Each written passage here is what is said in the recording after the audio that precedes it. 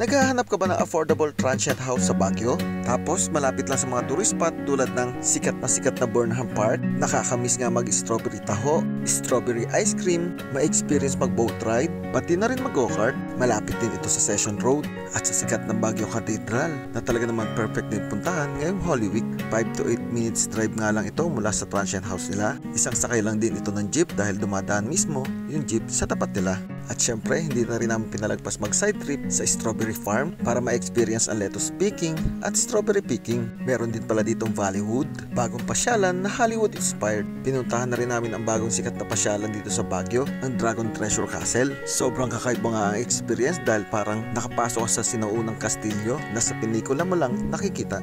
Dinaanan na nga rin namin itong Mines View, ma-experience mag-igorot attire, magpa-picture sa mga kabayo at naglalaki ang mga aso. Nakakamiss din ang lamig ng klima dito, kaya isa rin ito sa lugar na pinupuntahan ngayong summer. Dito nga pala kami nag-stay sa Cypress Transient House.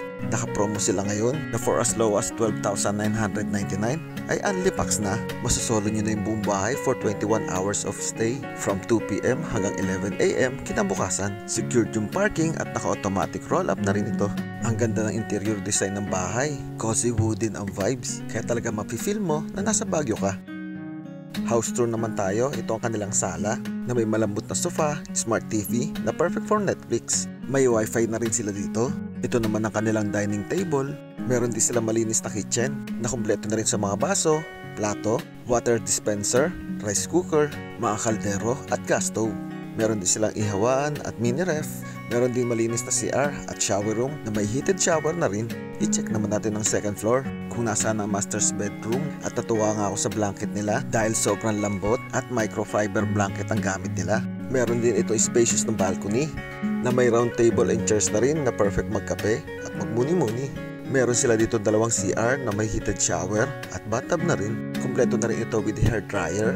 May mga cabinets, closet at extra beddings. Ito naman yung kabilang kwarto, maaliwalas at may queen size bed, may double bed, cabinets at malaking wooden mirror. I-check naman natin ang third floor. Ito yung unang kwarto na may mga cabinets din, maaliwalas at malinis, na may 3 double size bed na kompleto na rin ng kumot at mga unan.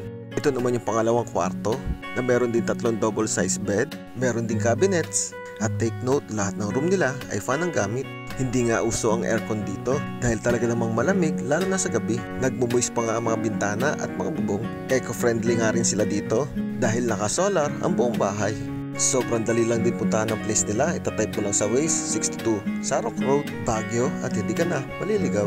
For inquiries and booking reservation, please direct message Cypress Transient House Facebook page.